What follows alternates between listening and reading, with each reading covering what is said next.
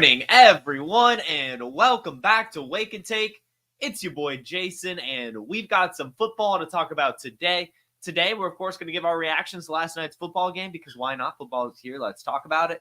And then, since this is the final Friday, really before the football season truly kicks off, I thought it'd be fun to just use this. We've been in take week to just go ahead, give a take for every NFL team, predict the MVP, predict the Rookie of the Year, predict the Super Bowl, predict division winners, all that fun stuff coming up on today's episode. So go ahead, take out your coffee, sit back, relax, and enjoy the show.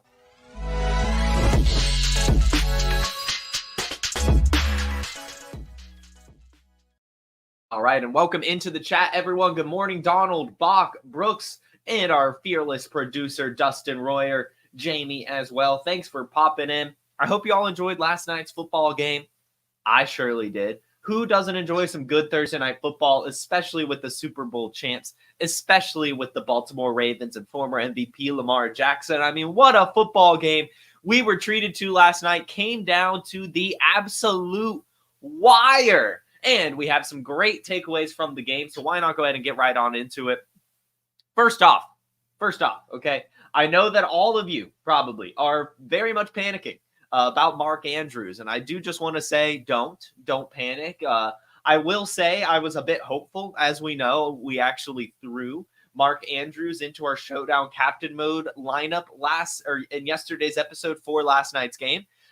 Still ended up making some money. We'll see. We'll talk about that in a second. But either way, I was a little bit hopeful that since Mark Andrews was able to pick up a couple practices this week, was able to, not be a healthy scratch, get off the injury report, that I thought Mark Andrews would be healthy and, he'd be able to go in, get acclimated and, just be Mark Andrews. And what we did see from Andrews is the fact that he was still on the field a lot. He did have a pretty high snap share. In fact, Nathan Jenke over at PFF said that him and Isaiah Likely were on the field together last night for 39 different plays.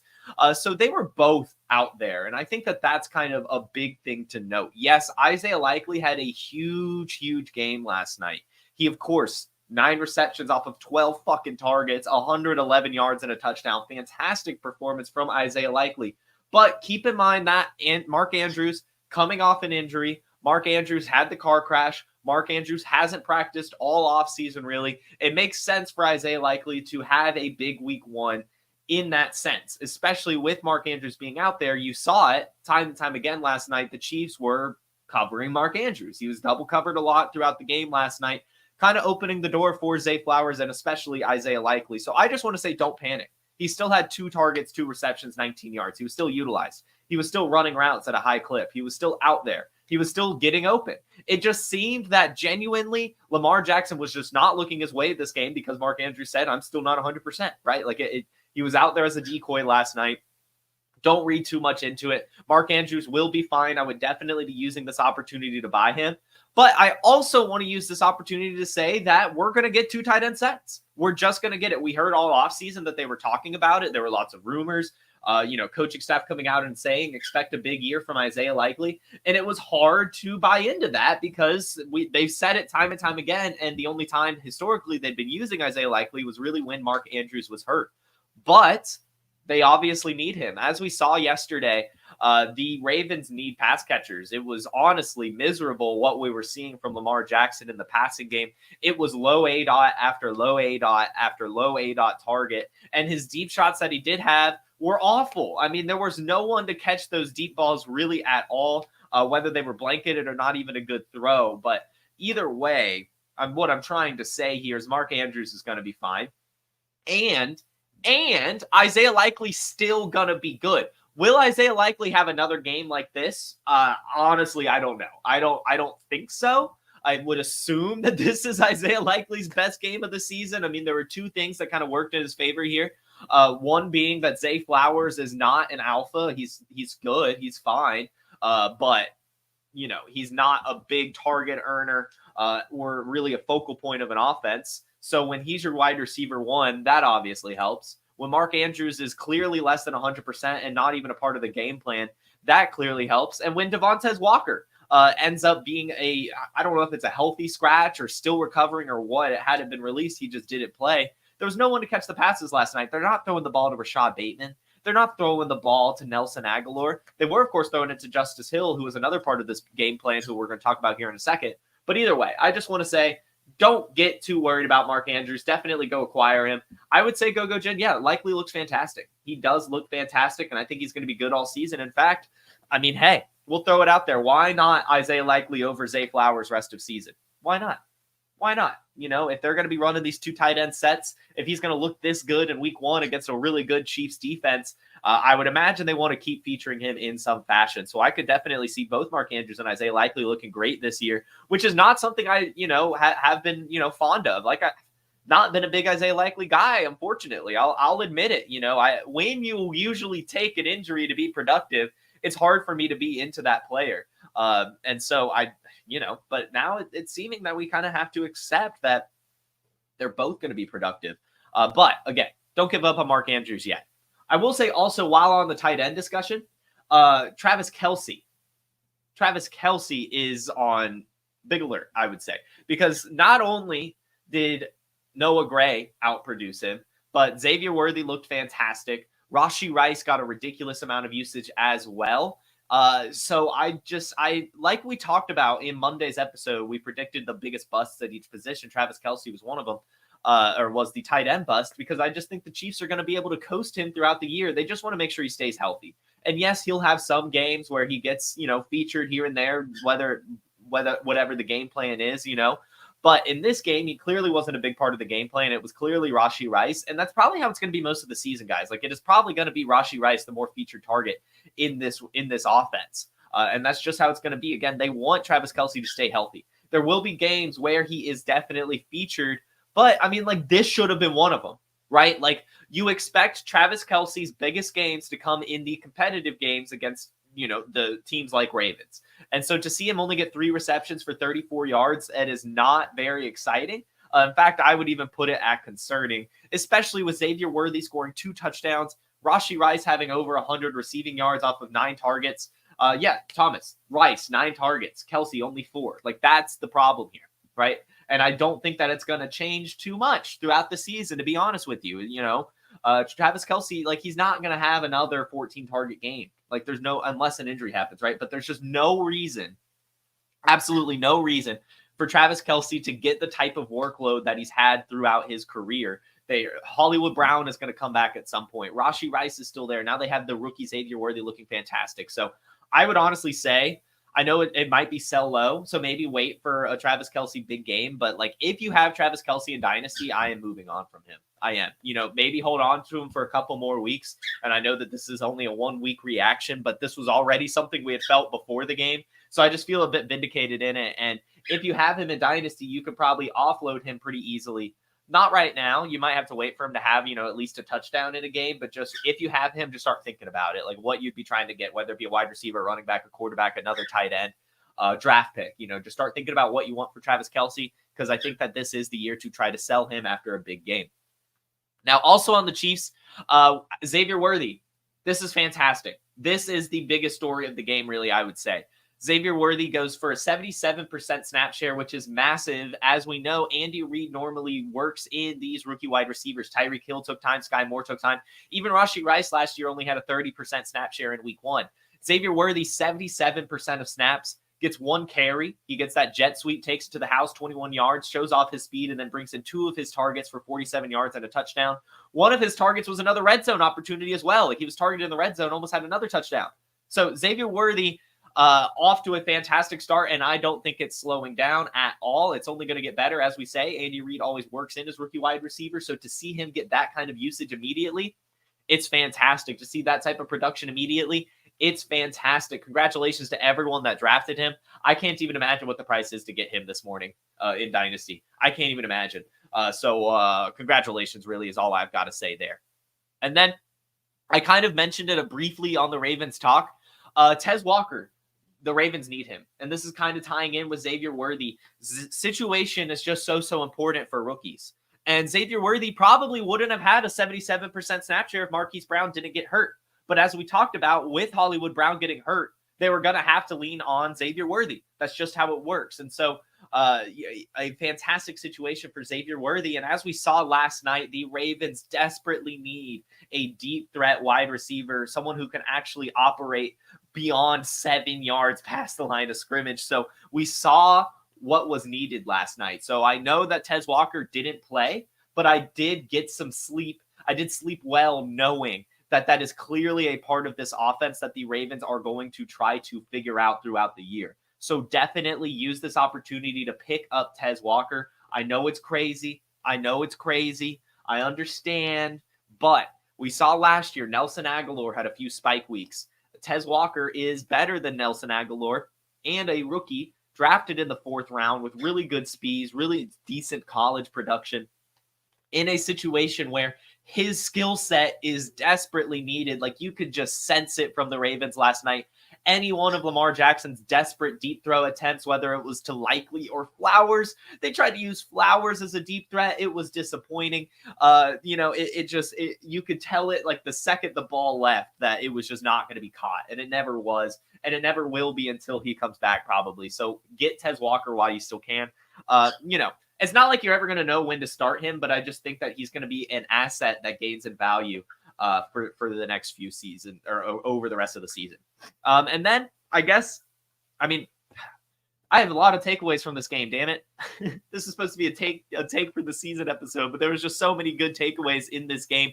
Justice Hill is this year Tyjae Spears. We saw last year that Derrick Henry had a few games where he was outproduced, outsnapped by Tyjae Spears, but it was mostly a game script thing. That's going to be the case here in Baltimore. Yes, Derrick Henry only had 13 carries in this game. The Ravens were also behind for most of the game. Yes, he only had 46 yards and a touchdown, didn't have any receptions, and Justice Hill came out and had 8 targets. Justice Hill had 8 targets, brought in 6 of them for 52 yards, and had a carry himself. But as Nathan Jenke from PFF points out, this is just how it looked in Tennessee as well last year. Derrick Henry got all the goal line opportunities, got all the short yardage opportunities, but then Justice Hill came in for all the third downs, all the 2-minute drill stuff as well. So it was a game script. It was a type of thing for Justice Hill. Definitely pick him up, as it looks like, he's going to have a lot of opportunity. It seems that they genuinely only want to use Derrick Henry as a rusher. Every time he came in, you could tell that the Chiefs defense knew it was going to be run. So Justice Hill is going to have opportunity this year for sure. So definitely go to pick him up, put him at the top of your waiver wire for now. We'll definitely talk about this some more on Monday, but either way, he's looking like this year's Tyjae Spears with that type of volume and opportunity and usage, and Derrick Henry will just be a between the tackles grinder. And then the final takeaway here, Isaiah Pacheco. Isaiah Pacheco is going to have a huge year. I believe it was the final Trade Gods episode. Matty Kiwoom said that he thinks Isaiah Pacheco is going to be RB1, actually, was his hot take, or it was on here, actually. That's a bold take, but look at the usage he got last night. Carson Steele and Samaje Perine combined for only 3 touches. Pacheco came in for the 2-minute drill. He was in on third downs. He had 15 carries. He had a rushing touchdown, and he even had 3 targets and 33 yards receiving, and some clear designated routes run going his way. Isaiah Pacheco is more than just a slasher. He's more than just a running back. He is catching passes a lot this year. He's going to have a massive season. So the stats may not pop off the page, 15 carries, 45 yards, and a touchdown, but to see 3 targets, 33 yards receiving is extremely encouraging. To see only combined 3 touches for Samaje Perine and Carson Steele is also very encouraging. Isaiah Pacheco, true bell cow season loading. So those are kind of my big takeaways there from this game. Kind of long-winded there. Sorry about that. Got very exciting. Football's back. We'll have to fine-tune this over the season so we don't go too crazy for every single game. So maybe I'll start putting this into a Twitter thread or something. But either way, thought it'd be fun to talk about it. First game of the season. Lots of big takeaways. Sorry to Isaiah Likely and the Ravens for just the toe going out of bounds, just so close. But also, that shouldn't have happened. Lamar Jackson should have just hit Zay Flowers wide open in the back of the end zone to tie it up. But hey, that's what Lamar Jackson's all about, baby. Missing these wide open throws here and there, but also just being so electric on the ground. I guess before we move on, Lamar Jackson, all that, the weight that he lost over the offseason, clearly was to show how much more mobile he can be this year. He is going to run the ball a lot this season, so he's going to be fantastic for our fantasy teams. Now, that is it for Thursday Night Football takeaways. Let's just go ahead and hop into our takes portion of the show, we'll save the one take per team. Actually, no, yeah, we'll do one take per team, and then we'll go into some of the awards for the season. So we'll start. We'll just go alphabetical order by season, and we'll start with the Arizona Cardinals here, or alphabetical order by city, starting with the Arizona Cardinals. And I'm having some good Cardinals takes coming later in the show, so stick around for that. So we're going with a lower take on the Cardinals because we've got some burners coming later in the episode. But Trey Benson. I believe Trey Benson is going to get significant volume for this Arizona Cardinals team with or without a James Conner injury. Will a James Conner injury probably happen? I mean, yes, he's never had a fully healthy season, but I think that they're going to try to utilize Trey Benson alongside James Conner. I think they're going to try to fade James Conner out throughout the year, and it's just going to steadily decline until at some point Trey Benson starts to pass him.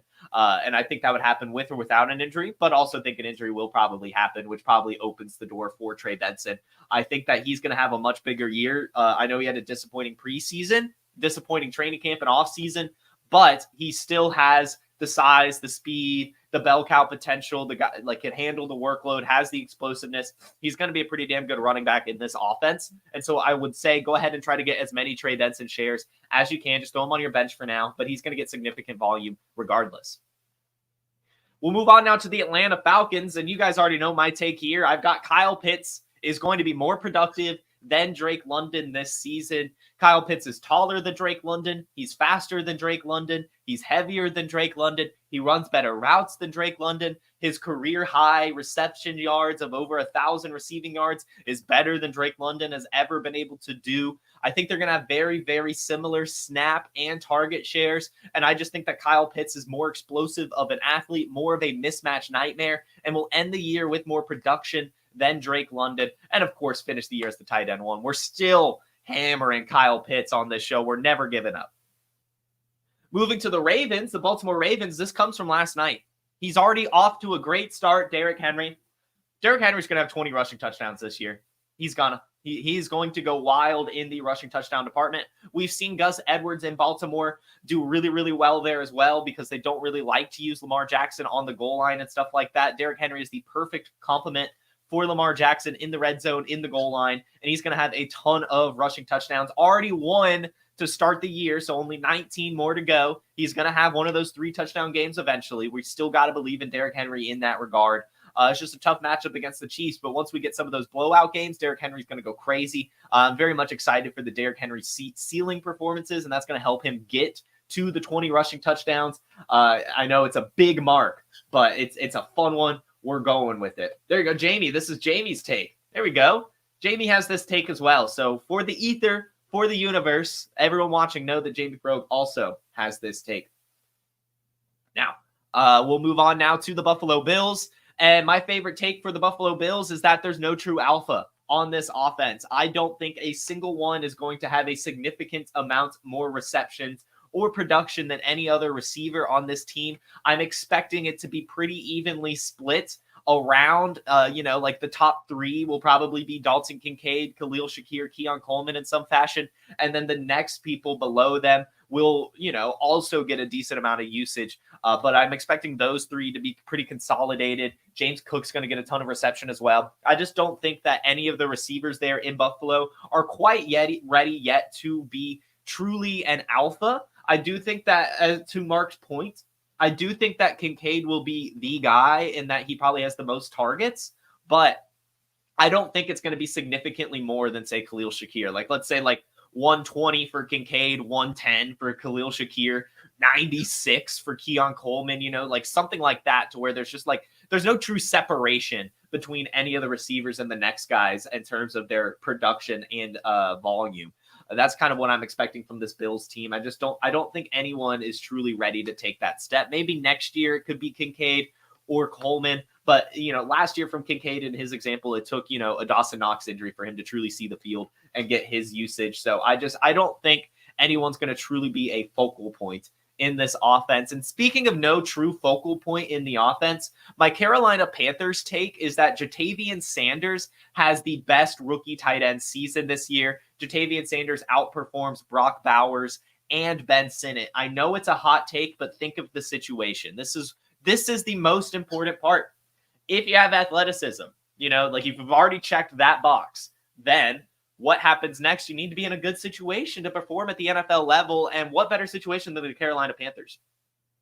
Ja'Tavion Sanders is going into this year as the clear tight end one, but there's also some potential for him to be like a focal point of this offense. The only other weapons are Deontay Johnson, Adam Thielen, Jonathan Mingo, and rookie Xavier Legette, who also did not impress me too much at the Senior Bowl. Ja'Tavion Sanders was our tight end 2 heading into the draft process. Kind of a disappointing combine, but still very athletic, still very good college production at Texas. Lots of touchdowns, for example. I think that Ja'Tavion Sanders could have a huge year, especially in the red zone, and especially compared to the other rookie tight ends in this class. Ben Sinnott has to beat out Zach Ertz, and it already looks like he's just not going to do that. And then Brock Bowers, he might be the tight end 1 in Vegas right now, but Michael Mayer is like a 1B. And then there's also still Devontae Adams, Jacoby Myers taking away a ton of volume as well. I think that Ja'Tavion Sanders has the highest potential here. So I'm going to say Ja'Tavion Sanders is my Panthers take, best rookie tight end this year.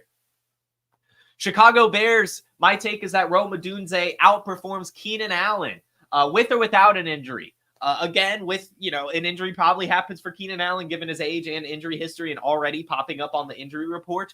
But I believe that Rome Odunze was not drafted to be the wide receiver 3. I believe Rome Odunze was actually drafted to be the wide receiver 1 over his career. I just think, he might not beat out DJ Moore this year. I do think it'll be neck and neck. Like, I think Rome Odunze and DJ Moore are both basically locks for at least 900 receiving yards. But either way, I've got Rome Odunze outperforming Keenan Allen, locking himself pretty solidly as the wide receiver 2 on this Bears team. And I'm expecting a huge, huge season from him. Next, we have the Bengals. And we're going to go with Jamar Chase career season. It was hard to think of a take for this team. It's a pretty murky team. So I'm going with Jamar Chase career season. His best season was his rookie year. And in fact, that was the year he had the least amount of targets. So think about that. Only 128 targets and 81 receptions as a rookie, but somehow had 1,400 receiving yards. Last year only 1,200. The year before that, only 1,000.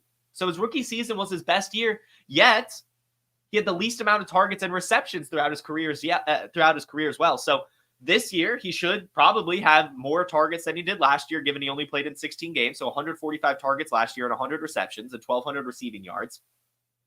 Give him an extra game. And a little bit better production given he's healthy this year. And you've got a recipe for success. So we're going to go Jamar Chase over 1,500 receiving yards and at least 10 touchdowns this season. Best career year for Jamar Chase is my take there. Chase on the block and Wake and take. Hit me up, Ryan. Hit me up. My wide receiver core is awful. I have to start Trenton Irwin this week. So I would like that. Moving on to the Cleveland Browns. Deshaun Watson's ass is getting benched. Deshaun Watson will be benched by week 10, and it might not even take that long, but that felt like a solid line for me. The Browns, this is clearly a prove-it year for Deshaun Watson with the contract restructuring and everything like that. Bringing in Jerry Jeudy, missing the last 2 seasons, really having identical stats the last 2 seasons in terms of games played, yards, everything really. He's going to get benched. He doesn't have it anymore. And then Jameis Winston's going to come in and have a Joe Flacco like second half of the year and just go wild for this team. But Deshaun Watson benched by week 10 for Cleveland. I just don't think Deshaun Watson has it in him anymore. He might have the athleticism, but to me, it's just a mental thing, which of course you can't quantify. But it's just when you watch him play, it just seems off. It doesn't seem like Deshaun Watson anymore. Could totally turn it around, but I'm not betting on that. I think he'll get benched. To the Dallas Cowboys. Guys, do I even have to say my Dallas Cowboys take? My Dallas Cowboys take is that their wide receiver 2 was drafted this year, and his name is Ryan Flournoy. Ryan Flournoy establishes himself as the Dallas Cowboys wide receiver 2 by the end of the season. This is a player with really good athleticism. He's 6 foot. He's 200 pounds. He runs a 4.4 40. Led his college in production every single step of the way from JUCO to D1. Standout at the Senior Bowl. Great combine. Ryan Flournoy is a stud and will be the wide receiver 2 for the Cowboys by the end of the year, whether it be injury or just plain out being better than Jalen Tolbert and maybe even Brandon Cooks by the end of the year. But let's go Ryan Flournoy, Ryan Super Flournoy, the flow. Go ahead, Ryan Flournoy, truther, stand up. This is our last time, everyone. Just saying. I will still let you join the Ryan Flournoy hype train. I'll still let you join. You have until Sunday. You have until Sunday to officially put yourself on the Ryan Flournoy hype train. So join me and the rest of the Wake and Take squad. Get on the Ryan Flournoy hype train. Pick him up. Have some fun. Get some Ryan Flournoy on your squad. The Denver Broncos take. Troy Franklin finishes the year with more receptions than Marvin Mims. Troy Franklin ends the year with more receptions than Marvin Mims. Marvin Mims, I just think it's a weird case, right? We saw last year, he started off the year kind of hot and then just got worse and worse as the year went on, got less and less volume as the year went on. A lot of people are saying it was because the Broncos wanted to feed Jerry Jeudy, but I'm not so sure. I'm not so sure that Marvin Mims is really that guy. And I think that Troy Franklin, I've been saying it all offseason. I'm not going to give up on it, even with the piss poor offseason from Troy Franklin, the bad combine, everything. I just really think that Troy Franklin and Bo Nix connection from college is going to translate to the NFL at some point. And when that starts to happen, I do think that Troy Franklin's just going to get a ton of volume and be able to make up for it. Like Marvin Mims starts off the year as a wide receiver 2, right? Like he's definitely going to, probably by like week 4 have like 20 more receptions than Troy Franklin. But then it's just going to be Troy Franklin. By the end of the year, he will have more receptions than Marvin Mims. Bet on Troy Franklin just because his buddy, Bo Nix, is his quarterback. Why wouldn't they keep it going? Next team is the Detroit Lions. And my take for the Detroit Lions is that Jameson Williams has at least 100 targets this season. Why not? Seriously, we talked about it time and time again. Jared Goff threw the ball 605 times last year. That was second most in the NFL. If you add up all the targets that went to Sam Laporta, Amon-Ra, and Jahmyr Gibbs, you only get 355. So that's 250 targets left to go around in that offense with Josh Reynolds now gone, with Jameson Williams stepping up. Even if you give some more of those targets back to Amon-Ra, Jahmyr Gibbs, Sam Laporta, there's still so much volume left in this passing offense. And it's going to go to Jameson Williams. All the hype has been there all offseason. He has clearly put his head in the game. As we hear from the coaching staff, Jameson Williams is gearing up for a huge season, over 100 targets going his way. What you guys saw from Xavier Worthy last night is exactly what you're going to see from Jameson Williams. A couple jet sweeps here and there, right? 4 to 5 deep shot targets here and there, some red zone usage here and there. He's going to have these huge spike weeks, and he's going to get a ton of volume over the course of the season as well. So Jameson Williams, over 100 targets. That's my Detroit Lions take. And in division, going to the Green Bay Packers. Not a performance take here, but I'm going to bet on Christian Watson's health. I'm going to say Christian Watson plays in at least 13 games this year. I'm going to say Christian Watson plays in at least 13 games. Again, I'm not a doctor. I'm not a doctor even a little bit. I don't get it. I try to not really go to the doctor. Christian Watson, he says, and the health, the coaching, not the coaching staff, the health staff, the medical staff, whatever you want to put it, says that Christian Watson is better. They said that they figured out the issue in his hamstrings. They say that they've worked on getting it back to an even distribution of weight or something like that. Something was just weird in his hamstrings, and they say they figured it out. So why not just take them at the word for it? We're not medical professionals. So I'm just going to listen to them. I'm going to trust it. And I'm going to say that Christian Watson stays relatively healthy this year and plays in at least 13 games. Next take goes to Houston Texans, and we're going with Tank Dell leads them in receptions. Tank Dell leads the Texans in receptions. I'll leave it at that. I still think that Nico Collins could have more receiving yards given his usage, maybe even Diggs given his athleticism. Not really athleticism, also usage. But Tank Dell, he's CJ Stroud's favorite target. He's going to be his first read more often than people are suggesting. The fact that he's the cheapest Texans receiver, I think will be a massive mistake by fantasy managers this offseason. Those of you that have Tank Dell will be ecstatic. So I think he actually ends up leading the Texans in receptions this season. We saw, CJ Stroud's first throw in the preseason was a touchdown to Tank Dell. It's going to be a huge year for him as long as he can stay healthy. We're going with Tank Dell, reception leader in Houston. Next take, Indianapolis Colts. This is a twofold take. Adonai Mitchell will take over Alec Pierce's job. He'll take it by week 5, and he'll end up with a more productive season than Alec Pierce has had. So Alec Pierce's career year, 593 receiving yards and 2 touchdowns. I'm basically saying that Adonai Mitchell in that same role will take it over from Alec Pierce by week 5 pretty quickly and have at least 600 receiving yards and 3 touchdowns this season. Adonai Mitchell, I know that's not a great season, but better than what Alec Pierce has ever put on the paper, and establishing himself as a wide receiver 2 in Indianapolis. Get Adonai Mitchell while you can. Jacksonville Jaguars, Brian Thomas Jr., Mark Rebler, if you're in the chat, you'll like this. I know I've seen you a few times liking this player. Brian Thomas Jr. will have 1,000 yards receiving this year. He is stepping into a fantastic situation. We're hearing reports that he is starting in the wide receiver or in the 2 wide receiver sets over Christian Kirk. It's actually him and Gabe Davis right now, and Christian Kirk is just coming in for 3 wide receiver sets and slot usage, probably as he's recovering from his injury. But Brian Thomas Jr., given his athleticism and production that we saw in college, is going to be a huge part of this Jacksonville Jaguars passing offense, and Trevor Lawrence is going to love him. BTJ is going to be one of the steals of the drafts, has over 1,000 yards receiving this season. Brian Thomas Jr., get him while you can. Kansas City Chiefs, there's Mark. There's Mark, he's liking it. Kansas City Chiefs take. And this is another one kind of coming from last night's game. I probably wouldn't have had this take if last night didn't go how it did, but it did. And Xavier Worthy is starting off so hot that why not bet on this? Who do you think has more touchdowns this season for the Kansas City Chiefs? Travis Kelce or Xavier Worthy? Now after week 1, Xavier Worthy already 2 touchdowns ahead of Travis Kelce. We saw Noah Gray have the same amount of receptions and more yards than Travis Kelce last night. We saw Xavier Worthy get some red zone opportunities. We saw Rashee Rice get heavily involved in short yardage and goal line red zone opportunities as well. So why not Xavier Worthy more touchdowns than Travis Kelce over the course of the season? Why not? Already has 2 more. Already has 2 more than Travis Kelce, and he's going to have more throughout the season. He is just so explosive, quick, everything. He's going to have a huge season. So let's go Xavier Worthy, more touchdowns than Travis Kelce. Next, Las Vegas Raiders, Dylan Lobb. Dylan Lobb will be the 3rd down running back, will be a true satellite back, will have at least 40 receptions for the Raiders this season.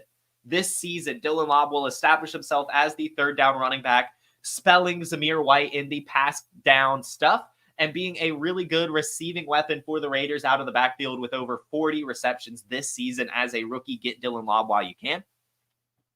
Los Angeles Chargers, Justin Herbert will throw for at least 4,000 passing yards this season. Why not? Every single year Justin Herbert has been in the league, he's thrown for 4,000 yards or was on pace for 4,000 yards. Last year, if he didn't get hurt, he would have had over 4,000 passing yards if he continued at his pace.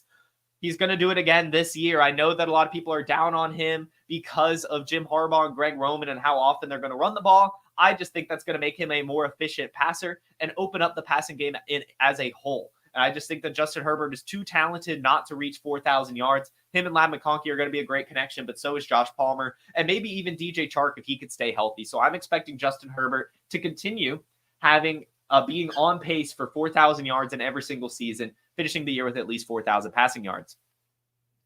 Moving to the other team in Los Angeles, Cooper Kupp and Puka Nacua will both finish as top 15 wide receivers in fantasy this season in full PPR. Both of them will be electric. You want both of them. And in fact, why not Cooper Kupp slightly outperforming Puka Nacua by like 60 more yards and a couple more touchdowns?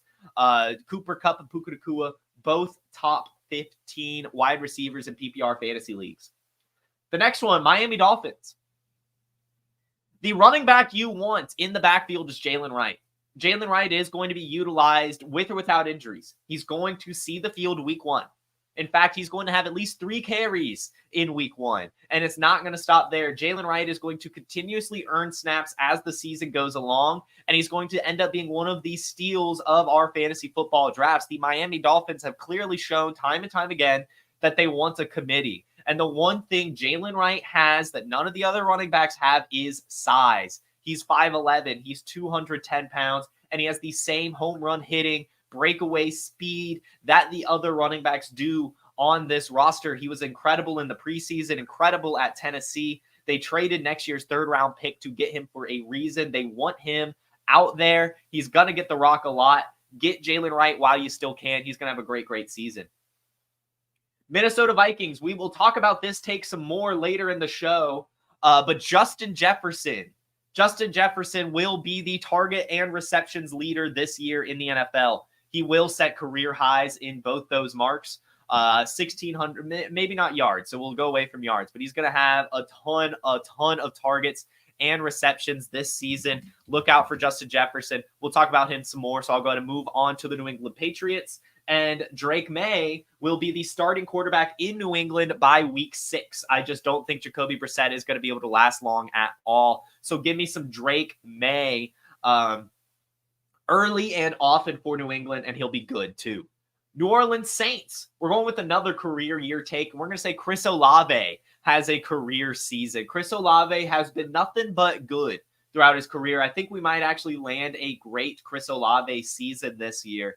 I think that Derek Carr will be fine this season. And I also think the Saints will find themselves in some negative game scripts. And again, Chris Olave is really the only wide receiver there. Rashid Shaheed is good at, being a deep threat, having some explosive plays here and there, but he's not a true target earner in the way that Chris Olave is. I think Chris Olave will set career highs in targets and receptions, have his first 100 reception season, and finish with over 1,200 receiving yards and 6 touchdowns. Chris Olave career season.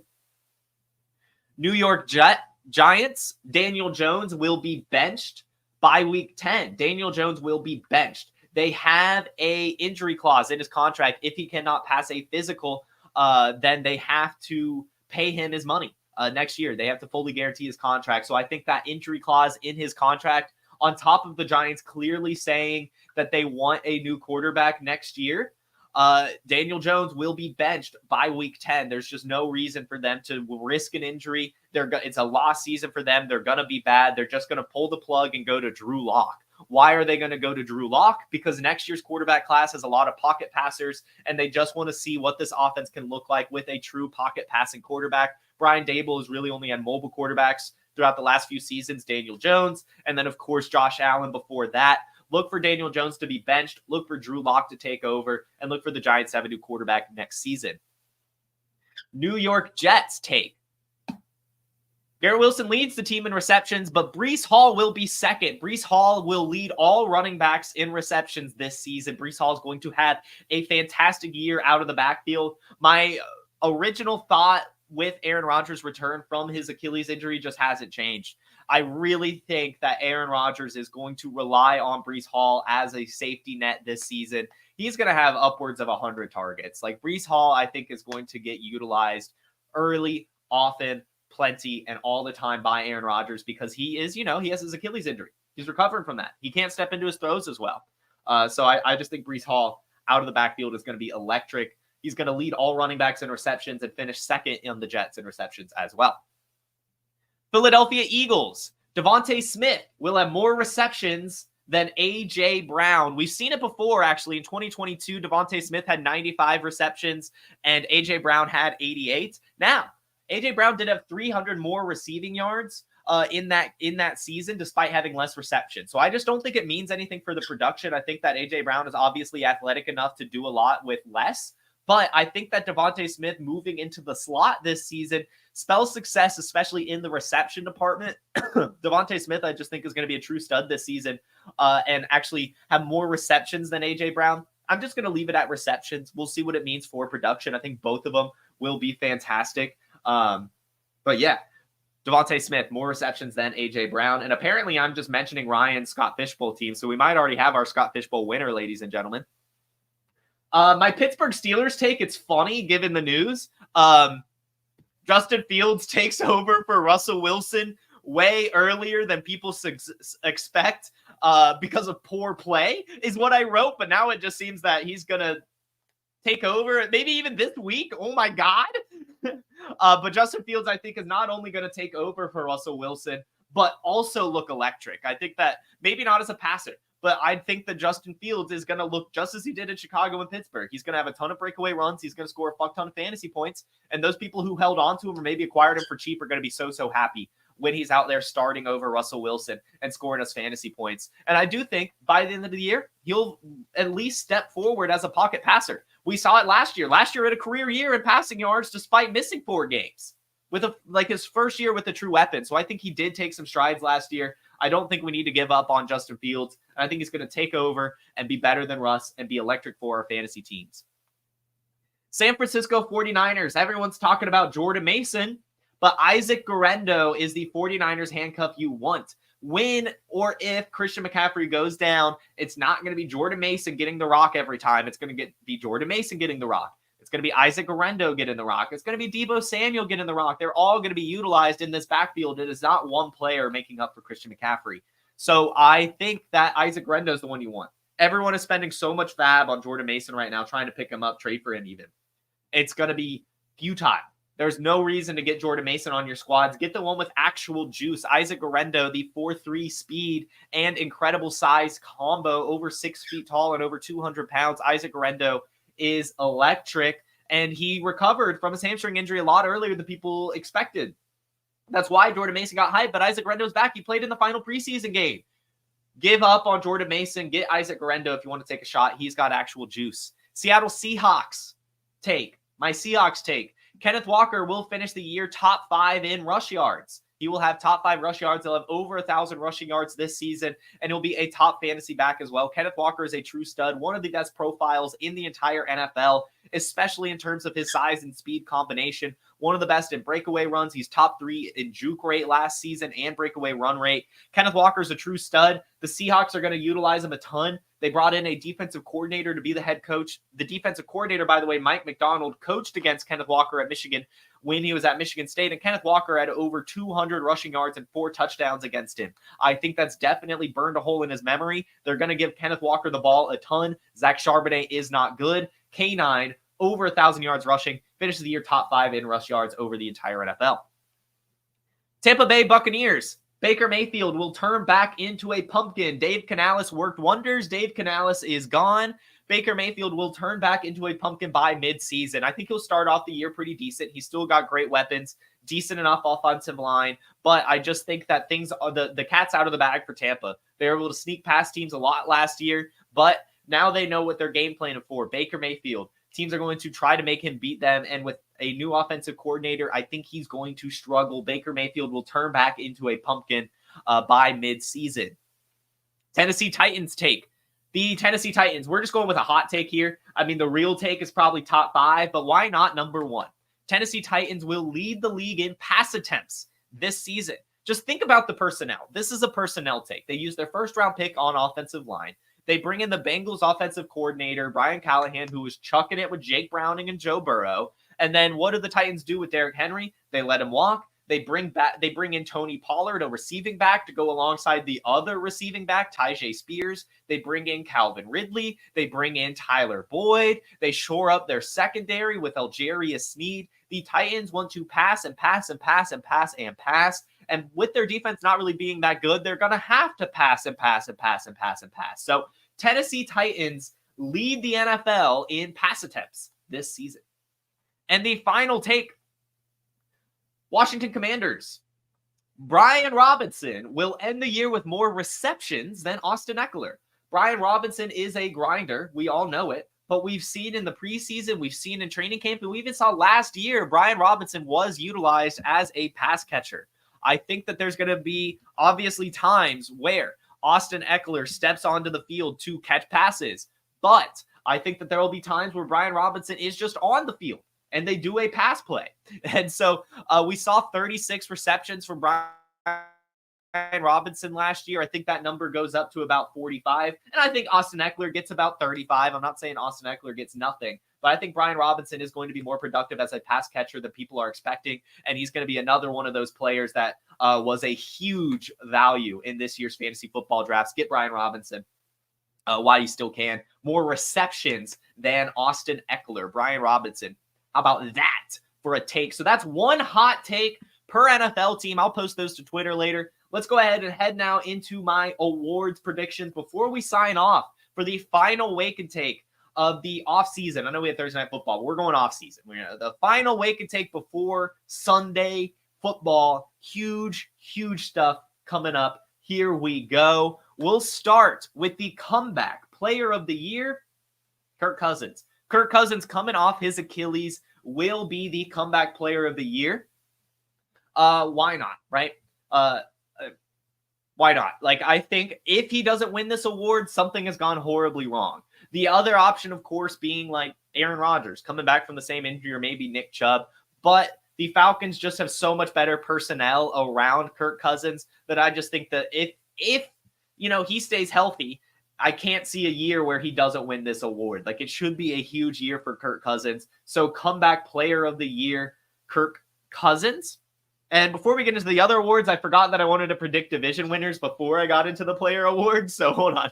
We'll go back to that. I have picked division winners for each division.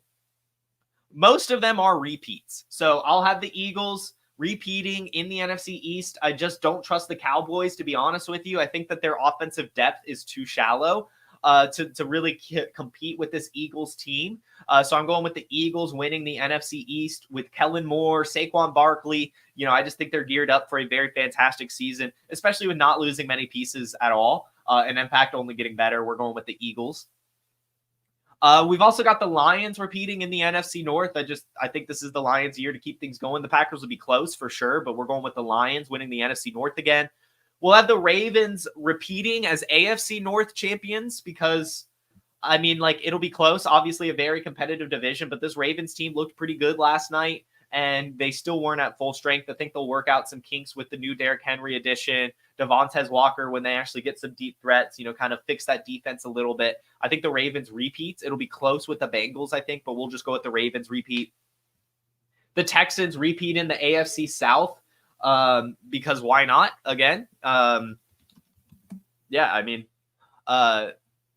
might be right, Ryan. Actually, I think Dallas did win the East last year. Anyway, the Texans repeating. Again, they're only getting better. They're adding Stephon Diggs. They brought in Joe Mixon. They're helping out their defense a little bit too. Like it's really good stuff for the Texans. So I think that they end up winning the AFC South again.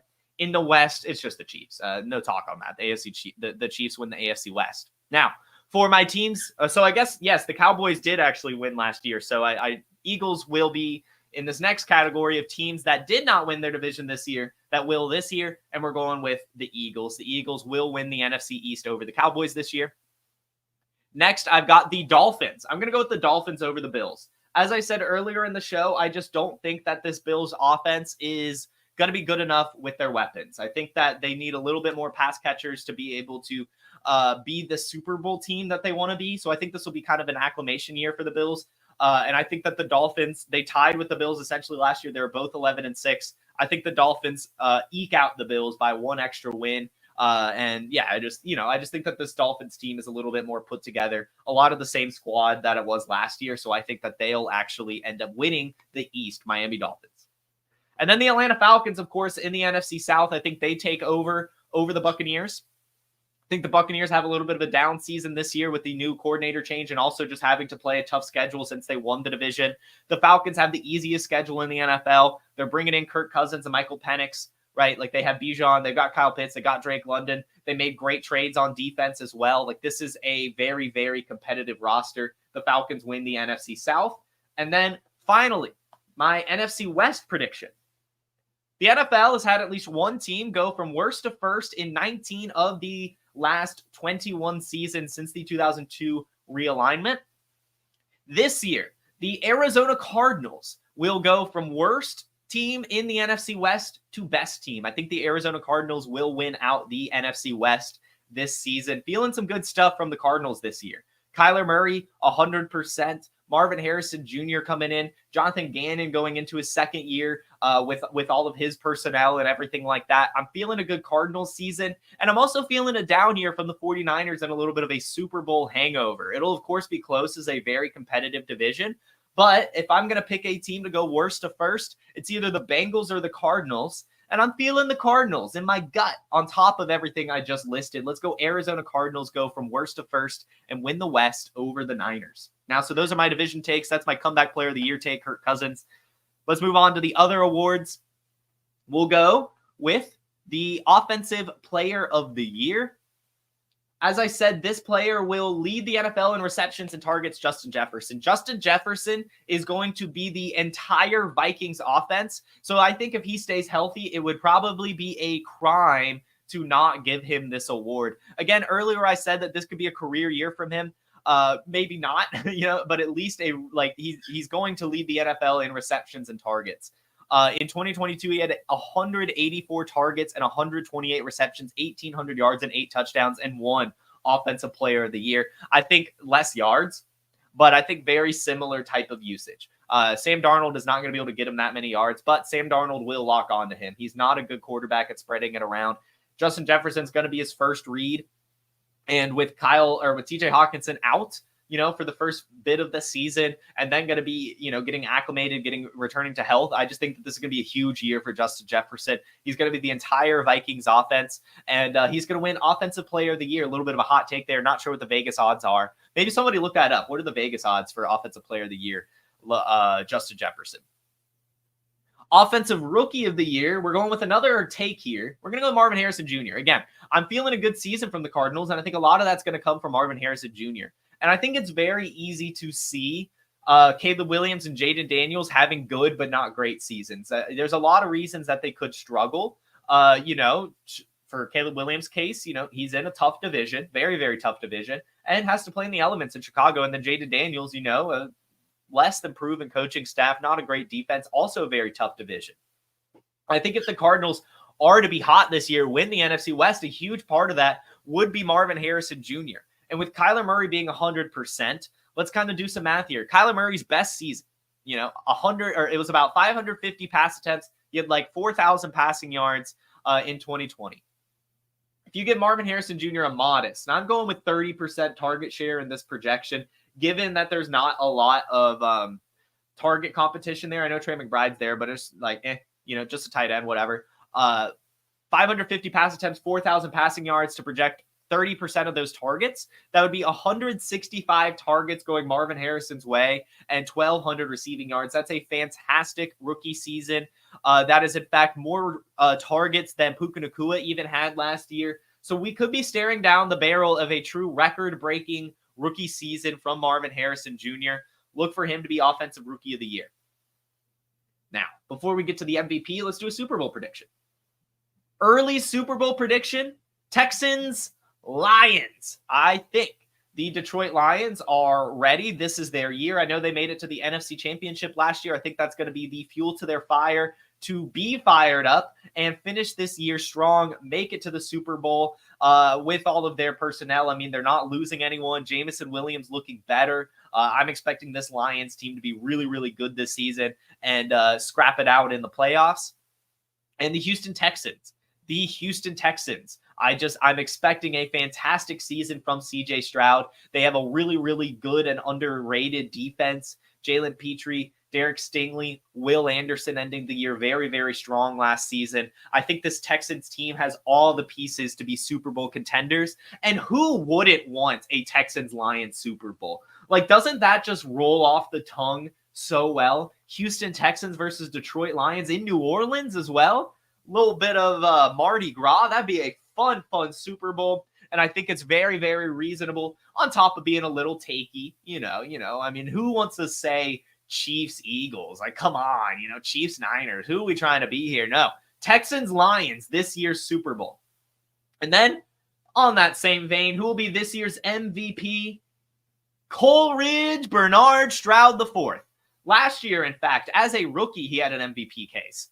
In fact, I wanted him to be MVP last year because he was a rookie. 4,000 passing yards, 23 passing touchdowns in only 15 games last year.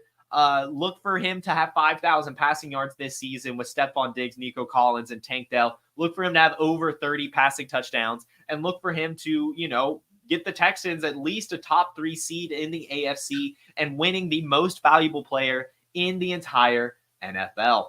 Those are my takes heading into the season. This is your last chance. We're going to answer 5 questions from today's show. I am going to scroll up and pick a few questions. I see some, but we'll see.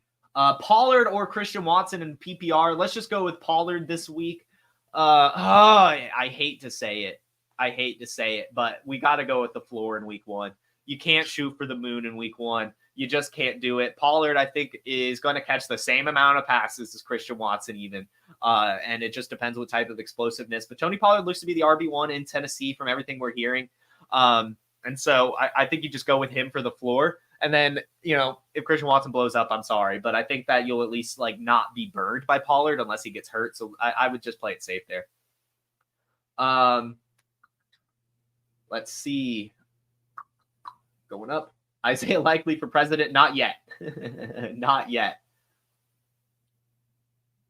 Let's see. Jalen Wright is available in P Money's league. This is huge, guys. If Jalen Wright is available, they ask who should I drop? Blake Corum, Jordan Mason, or Braylon Allen? You own Breece Hall, so I do actually like you holding on to Braylon Allen. And like I've said in the show, I am not a big Jordan Mason guy. I don't want to bet on a Christian McCaffrey injury. I just don't want that to happen for football reasons. But also B, like I said, I just don't think that Jordan Mason's going to be the guy if Christian McCaffrey goes down. He'll be a guy. He'll get volume on a really good offense and probably still be productive. But I think Jalen Wright has a lot more upside than Jordan Mason, a lot more contingent upside as well. It could take 2 different injuries for him to see a significant volume and workload, whether it be Mostert or Achane. So I want Jalen Wright really bad. I would say drop Jordan Mason and then, and wait till Sunday maybe even so that Jordan Mason stays on the waiver wire. No one's able to pick him up. And then with Braylon Allen's case, look how it looks. The reason I'm a little hesitant to drop Braylon Allen is he was utilized a lot in the preseason, and it's very possible the Jets actually want to utilize him as a between the tackles grinder. I mean, they'll obviously use Breece Hall in those things, but it's very possible they just want to use Breece Hall as a mostly pass-catching back, and Braylon Allen actually gets some opportunity with or without a Breece Hall injury. So I want to hold on to Braylon Allen to see if that happens. And then, like I said, just wait till Sunday so Jordan Mason stays on waivers and you can pick him up if you have to. Let's see. Rashee Rice could be facing felony charges. Isn't it possible he gets banned from the NFL entirely if that's true? I don't think anyone gets banned from the NFL entirely. Even Henry Ruggs is able to play in the NFL again, or at least appeal, he's just indefinitely banned that, the door is always open. So no, I don't think Rashee Rice would get banned from the NFL. He would just go to jail for a little bit and then be able to appeal his suspension when he gets out, like what's going to happen with Henry Ruggs. One more question here. I'll go back to the bottom. Flex Mooney or Taysom Hill? Wow.